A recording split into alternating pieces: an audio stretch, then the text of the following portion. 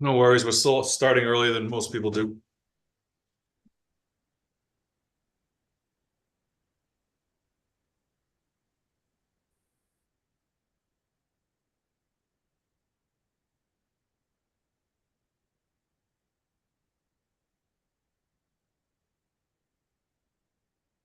Good to go. Hello, my name is John Nieder. I'm Chair of the Water and Sewer Commission for the town of Northborough, Massachusetts. This open I'm meeting not, of the I'm not hearing you. Oh, sorry. That was my fault. You're good. Keep going. Hello, I'm John Nieder, Chair of the Northborough Water and Sewer Commission. This open meeting of the Water and Sewer Commission is being conducted remotely pursuant to Chapter 2 of the Acts of 2023, an act relative to extending certain COVID-19 measures adopted during the state of emergency, signed into law on March 29th, 2023. This meeting will be conducted via remote participation. All members of the Water and Sewer Commission are allowed and encouraged to participate remotely. The order allows the Water and Sewer Commission to meet entirely remotely so long as reasonable public access is afforded so that the public can follow along with the deliberations of the meeting. The public is encouraged to follow along using the posted agenda unless the chair notes otherwise. Members of the public who wish to view the live stream of this meeting may do so by going to Northborough Remote Meetings on YouTube via the link listed on the agenda. Ensuring public access does not ensure public participation unless such participation is required by law. This meeting will feature public comment. At this point, I'll ask the commission members to acknowledge and confirm that you can be heard. Bryant Furman. I'm here, present. Thank you. John Nieder, I'm here. Our third member, David Pepe, is unavailable this evening. Town staff, when I call your name, would you please respond in the affirmative? Scott Charpentier, Department of Public Works Director. Present. Tim Davison, Water and Sewer Operations Manager. Yeah, Tim is unfortunately having some audio issues. He is visible on the screen, or we're hopefully going to work that out. And Robert Luke, Administrative Assistant in Public Works. Present. Okay, at this point, we will go to the agenda. The first item on the agenda is consideration of our meeting minutes from July 16th, 2024. David Pepe is unfortunately unable to attend. Bryant Furman was not at that meeting, so we're going to defer on the minutes until our next regularly scheduled regular meeting. At this point, our next agenda item is public hearing for consideration of a water and sewer rate adjustment. At this point, I do have another piece of information to read, and then I'll introduce our speakers and presenters. So bear with me for a moment. Pursuant to the regulations for users of the Northborough Water Supply and Distribution System, subsection C, section C, subsection 6, the Northborough Water and Sewer Commission will conduct a public hearing to consider a water and sewer rate adjustment on Tuesday, August 20th, 2024 at 5:30 p.m. Pursuant to Chapter 2 of the Acts of 20 and 23, an act relative to extending certain COVID-19 measures adopted during the state of emergency, signed into law on March 29th, 2023. This meeting will be conducted via remote participation. No in-person attendance by members of the public will be permitted. Information as to how to participate in the public comment portion of this meeting was previously provided in the posted public hearing notice and legal advertisement. Okay, with that being said, at this point, I will ask Scott Charpentier, Director of Public Works, to provide some background information and introduce our consultant. At that point, after the consultant presentation, I anticipate we'll handle any questions or comments from the commission. At that point, we'll open it up for any public comment. I will have some additional language to instruct folks how to participate at that time. And then I anticipate we'll close the public hearing and then take action on the motion to make a rate adjustment immediately following. So with all that being said, I'll introduce Scott Charpentier, Director of Public Works, to provide some background information and introduce our consultant. Scott? Yep. Thank you, Mr. Chairman. Scott Charpentier, Public Works Director. I have Dave Fox from Raftellus Financial here. I'll give you a wide view of rate studies and why we do it and our operations, and then Dave will get into the numbers a little deeper. So we do a water and sewer rate study every year. It evaluates quite a few components. It includes our operating expenses, which is typical utilities, labor, material purchases, the like. The portion of the rate study considers a capital improvement plan, both what has been approved and is being financed currently, those finance payments going forward, as well as planned capital improvement projects. Those are projected through the outlook of the rate study and beyond. Also, as part of the rate study, we looked at revenue, which is the funds brought in from the water and sewer bills that all of our customers receive. And then we have a look back and a look forward based on where we believe escalation costs are. For example, utilities are going up for everybody, as we know. Some other components may be a little more flat on the cost side. And on the revenue side, we'll take a look at what the last year or two looked like and try to project going forward. Regarding revenue, on the water and sewer, it highly dependent upon your seasonal precipitation. Wet years, people don't use a lot of water. Dry years, people use a lot of water. And your sewer bills are directly related to your water use. So in one of the challenges we have in order to maintain revenue stream is water consumption is going down. Water consumption has been going down for many years, and it's going to continue to go down. There's been a lot of water conservation efforts implemented. Everybody knows their faucets and their shower heads flow a lot differently today than they did 20 years ago. As we replace appliances and do improvements, low water flow appliances are installed, so you get less use. That's just the industry, and that's the direction everybody's going in. Though the rate study is not a static document that's developed once, makes a recommendation on rate adjustments, and then it goes back in the drawer and we have a look at it again.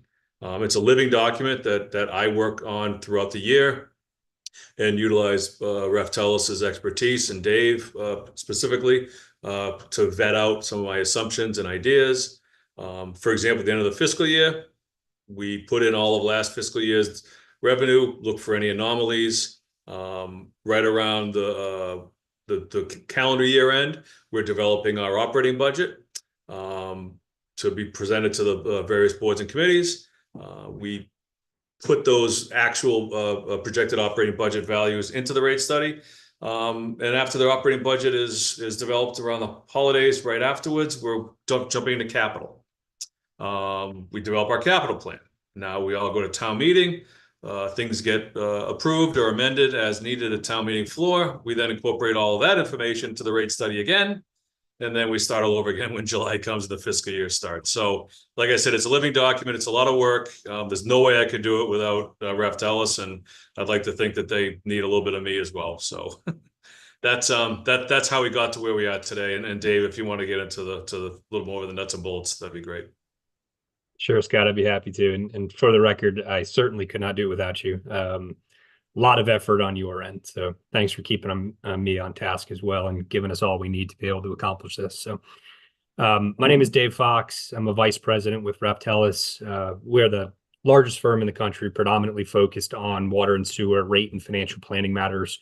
I've been working with the town for, I don't know, about 8 years now, I think, going on 8 years, something like that, doing annual studies, as well as Scott mentioned, updates to our financial plan and the rate study throughout the year, which is a bit of an anomaly in my world, and something that I think has greatly benefited the town in keeping them on track with regard to their financial plan and keeping up with cost increases and changes.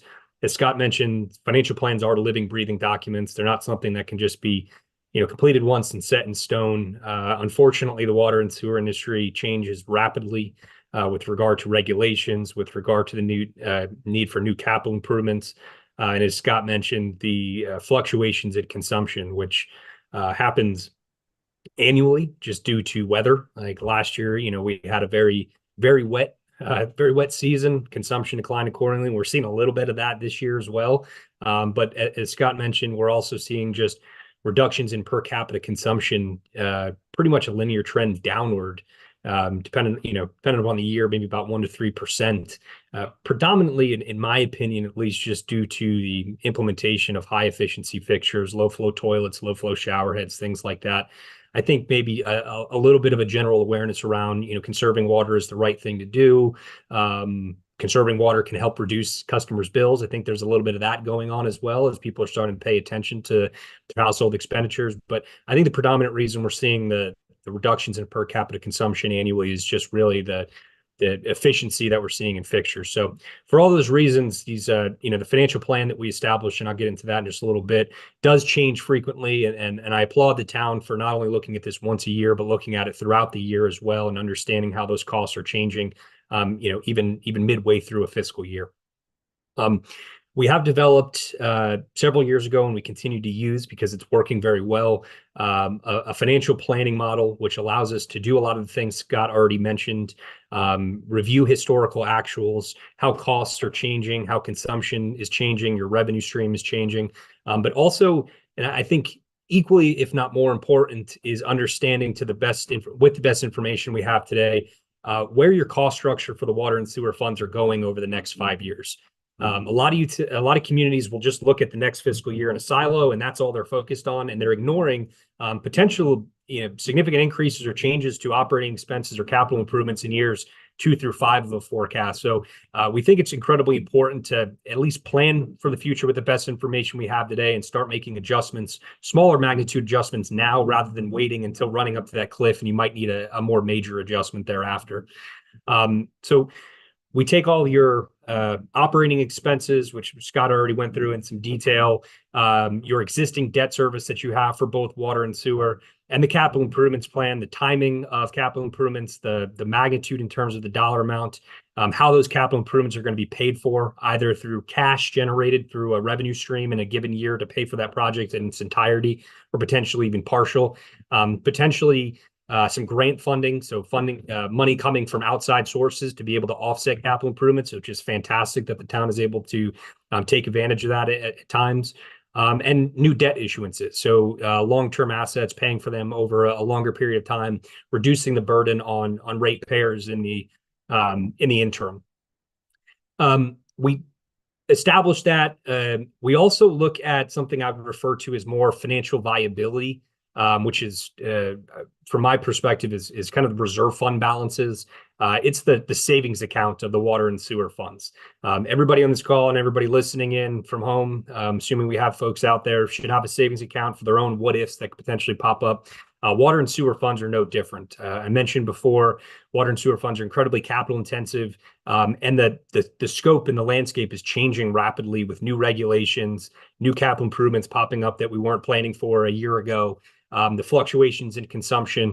For all those reasons, it makes some sense to have a savings account sitting there so we don't have to deviate meaningfully from the financial plan that we're establishing with our 5-year forecast. And because of those reserve funds, we were able to do that. And I think COVID was a good example of it. When things changed and even some cost changes thereafter, predominantly due to a meaningful increase in 1 year to your MWRA assessment, we were able to balance that out with some of those reserve funds and not have to have a meaningful increase, deviating too much from a financial plan on customers on the water side. So they do work, and I'm a strong advocate of them.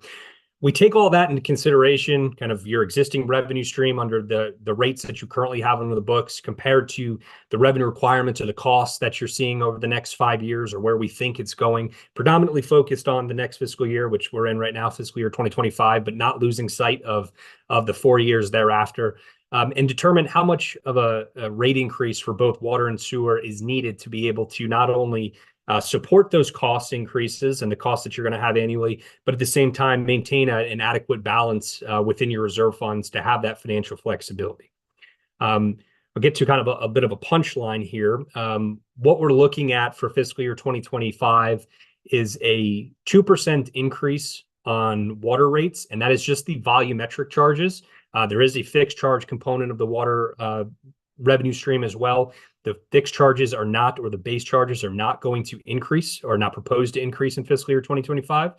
We have been on an every other year cycle. So in 2024, we did have a $1 increase for your residential customers fixed charge. We're taking this year off with our proposal for a fixed charge, and we'll reevaluate that for fiscal year 2026. So it's just, the proposal is just to have the volumetric water charges increase by 2%. On the sewer side, volumetric charges, except for sewer only flat rates, no fixed charges here. We're proposing a 5% increase to sewer charges in 2025. That probably doesn't mean much to folks listening in. A 2% increase, a 5% increase, what does that mean? So I'll break that down in terms of dollars for a typical residential customer, your most common residential customer you have within the town.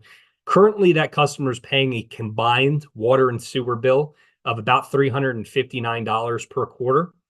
That same customer's bill with the 2% water volumetric increase and the 5% sewer increase would increase from $359 to about $373. That is a combined, between both water and sewer, a 3.86% increase to that customer's bill. It's a $13.85 increase per quarter, $4.62 per month, or if you break it down even further, it's a 15-cent per day increase for the water and sewer increases that we're talking about. And again, that amounts to a combined increase of about 3.86%. A little bit of context around that. Across the country over the last 20 to 25 years, water bills have been increasing by about 5% a year, and sewer bills have been increasing by about 6% a year over the last 20, 25 years, every single year across the country on average. So the fact that we're maintaining financial sufficiency, keeping up with the expenses of both the water and the sewer fund, we're maintaining financial viability with having adequate reserve funds, and we're doing that with a combined 3.86% increase for your typical residential customer, which is below that national average. I think that's fantastic. And I think it's an indication of prudent financial planning. This group, not only the commissioners, but Scott and his staff, looking at this as frequently as you do, doing updates throughout the year and annual rate studies, and keeping on track, rather than doing a lot of communities do, unfortunately, which is kicking the can down the road and waiting until something absolutely critical happens and you need a rate increase. And at that point, you're looking at a lot of times double-digit rate increases. The last year or so, I've had the pleasure of recommending 30% increases, 40% increases, and the worst one was a 50% rate increase. And not very fun, but these communities have kind of put themselves in that financial position where they're looking at such significant increases just to bring them back to even.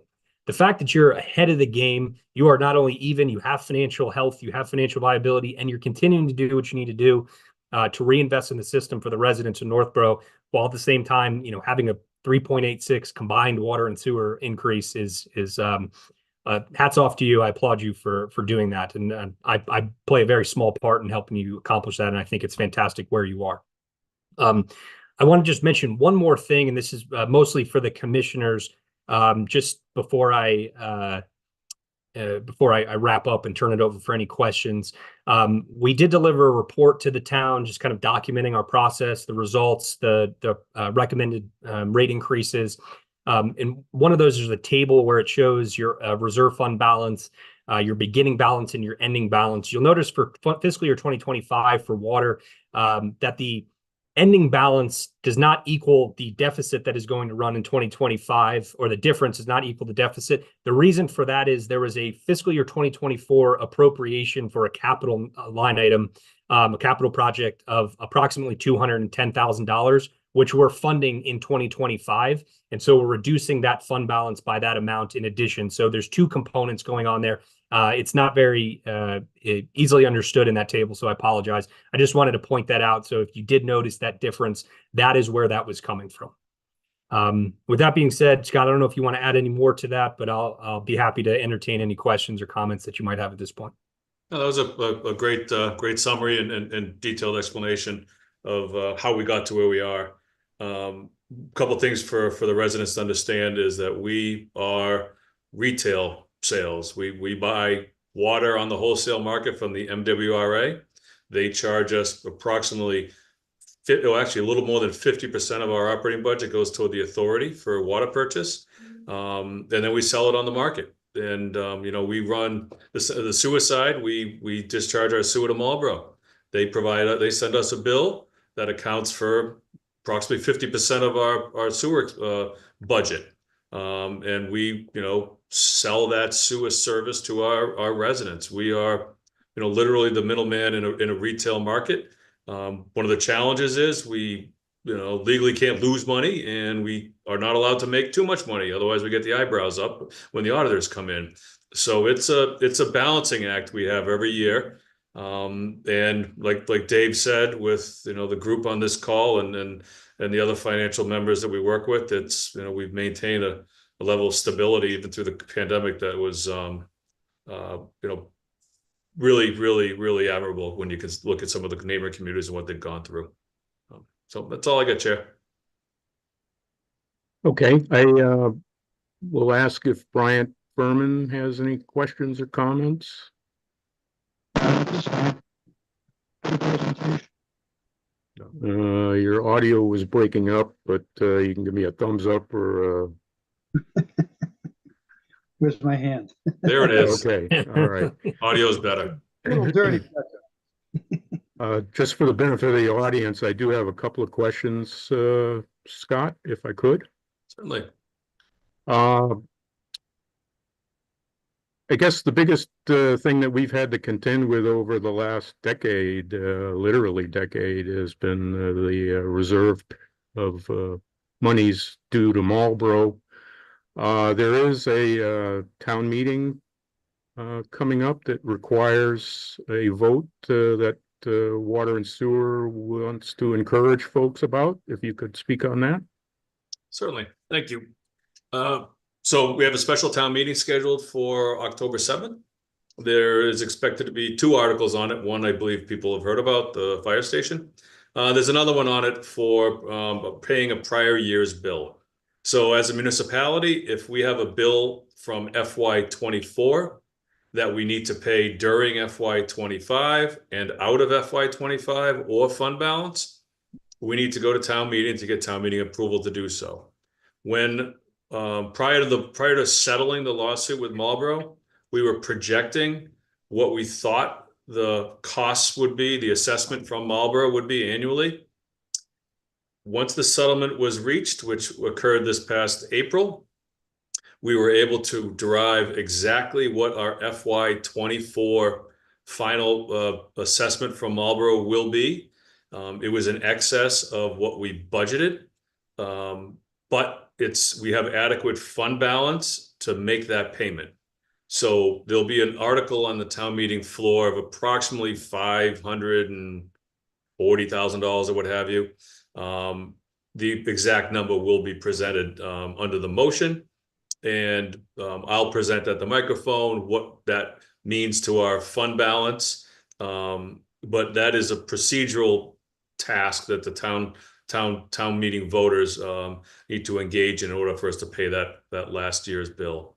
Going forward, we have a better grasp of what the Marlboro assessment is going to be. So, for example, in FY25, we increased that assessment from what we thought it would be in FY24 of $990,000 to over $1.3 million. So we're closer to where we expect FY25 to be. So going forward, our goal and objective is to adequately budget in the current fiscal year's operating budget to make full Marlboro assessment. So we should be able to avoid prior fiscal year's bills at the fall town meeting. Okay, and again, if you could just quickly comment on what we foresee as some of the big dollar drivers aside from the assessments from MWRA and the charge to Marlboro. Yeah, so there are, as Dave indicated, we do project out our capital plan for 5 years, both in our financial planning committee meetings as well as in the detailed rate study. Part of the rate study consideration is whether it's borrowing or free cash or a little bit of both. So we do have some significant capital projects coming up. There are the standard equipment replacements, trucks, trailers, things like that. That's kind of a rolling replacement. So we maintain a good set of a good stock of equipment and materials. There are standalone projects such as the partial dam removal of Northborough Reservoir Dam and located in Shrewsbury and Boylston. We are about 75% through the environmental permitting and design process. We've received 2 grants for the design and permitting process. One was approximately $220,000 from the Department of Conservation and Recreation Dam and Seawall Program.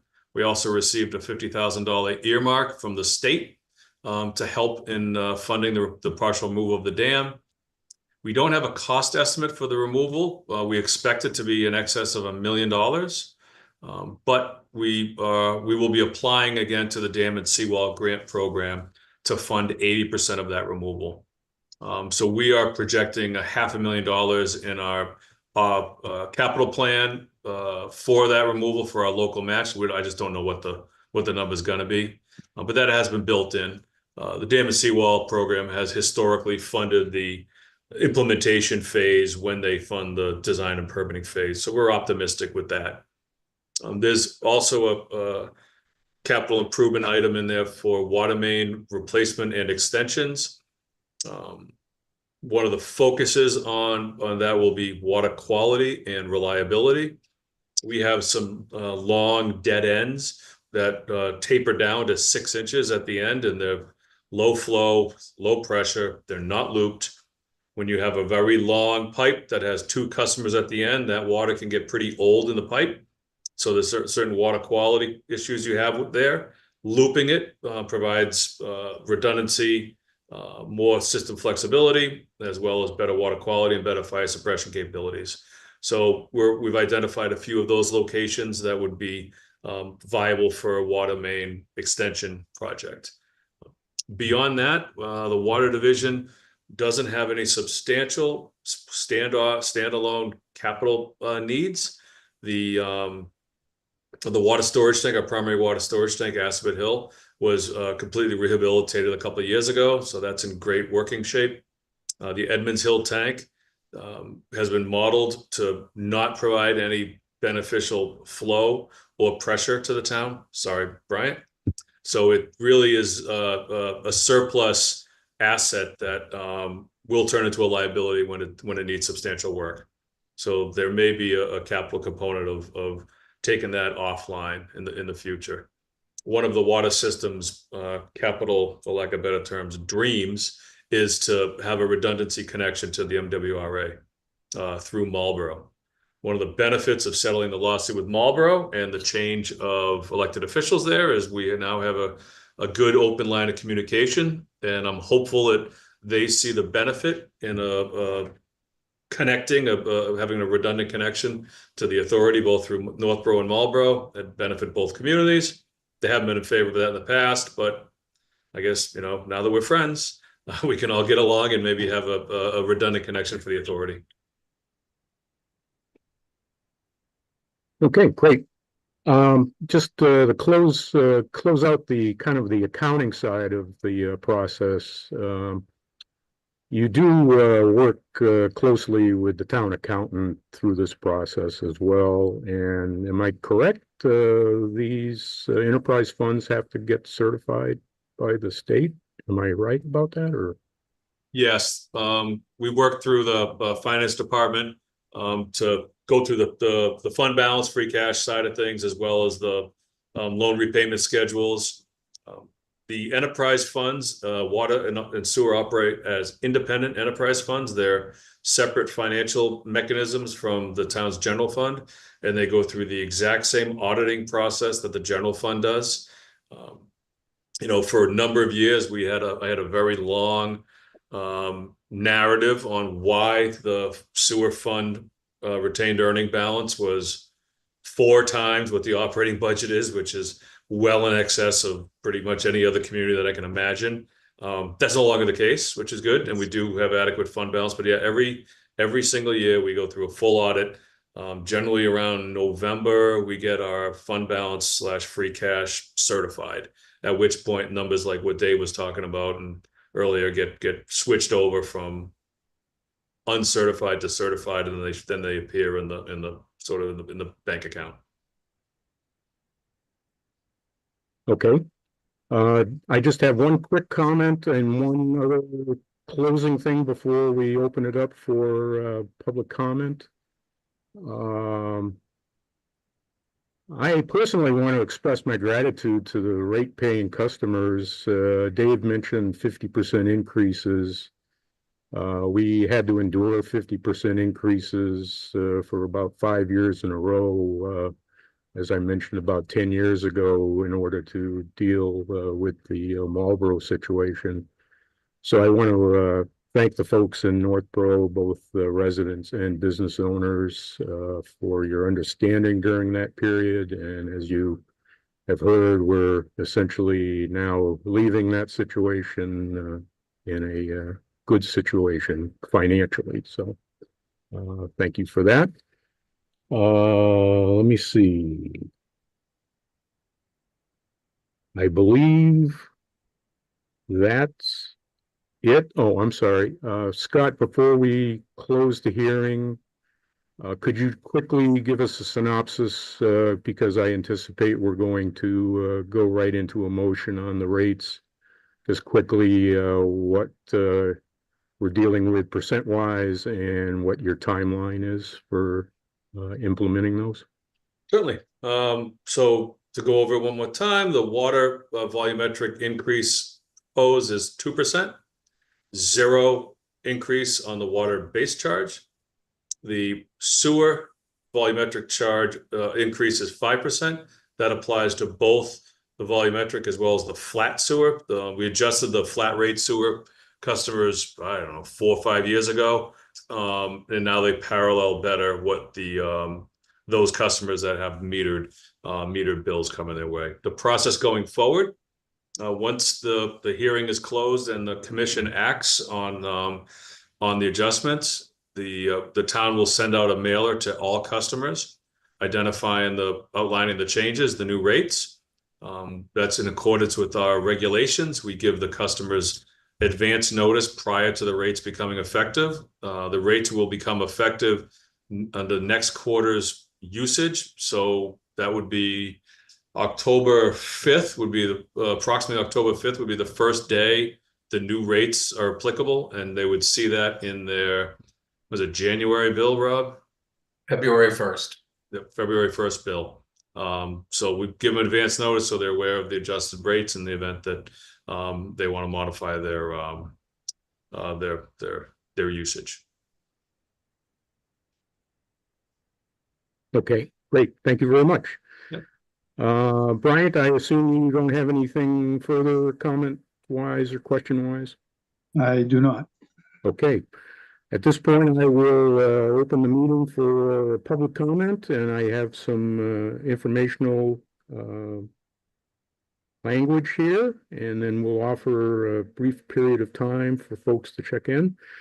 So I will forward public comment as follows. By phone, dial *9 to raise your hand and wait to be recognized. Please note that part of your phone number will be visible to those viewing the meeting. By Zoom, you can click raise hand on the bottom of your screen and wait to be recognized by the chair. I'll ask any members of the public who wish to speak to identify yourselves by name and address. And then once we have a list of all public commentators, I will call on each of those by name and will afford 3 minutes for any comments. So I'll open it up for that period. I don't know if we have any folks. We haven't had any in the past. And I kudos to Scott and Dave, I think, for providing a lot of that information. The rate study is posted on the Town of Northborough Public Works web page. Mr. Chairman, I'm not seeing any attendees in the waiting room, and I have not seen any indication of phone comments coming in. Okay, well, we'll give it 30 to 45 seconds for technology to catch up with things, and then we'll move on here. Okay.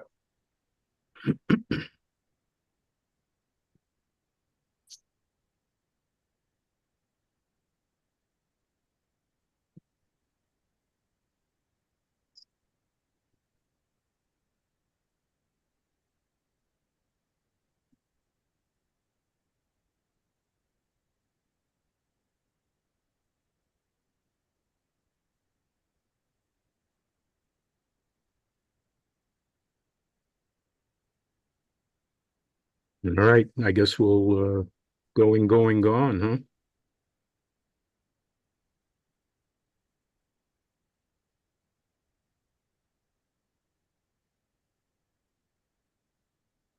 Okay, well, hearing no public comment at this point, I'll entertain a motion to close the public hearing of the Northborough Water and Sewer Commission. There'll be a roll call vote. Commissioner Furman, Aye. Commissioner Meter is an aye.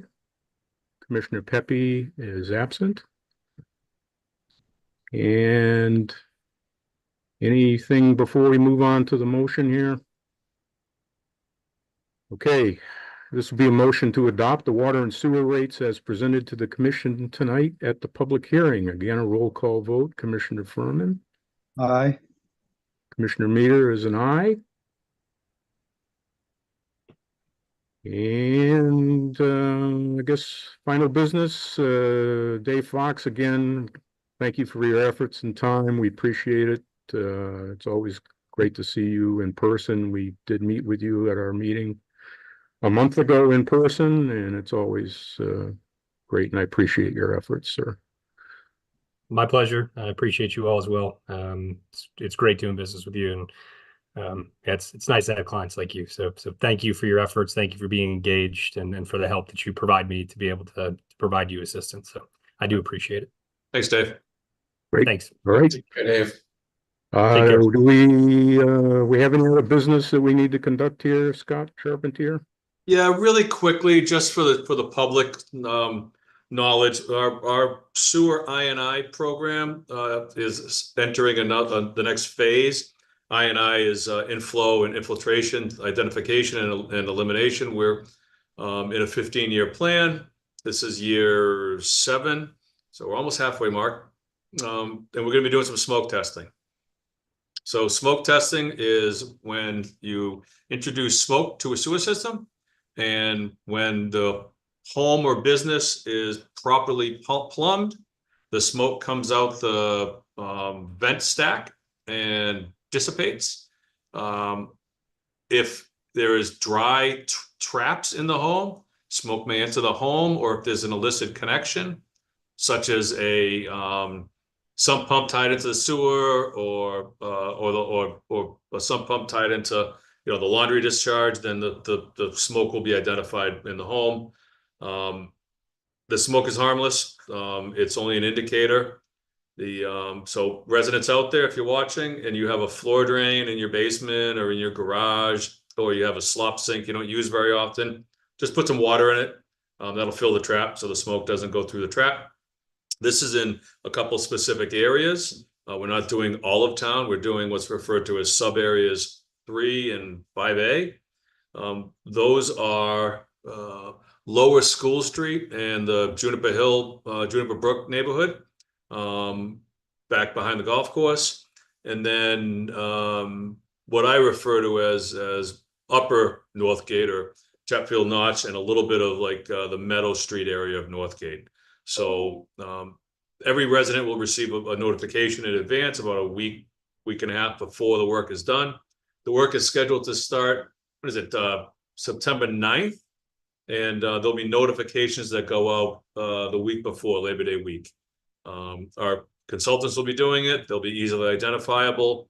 We'll have flaggers out there. Staff, our town staff will be out there present. If there's any questions, you can always call or email the DPW office, and we'll be happy to answer any questions they have.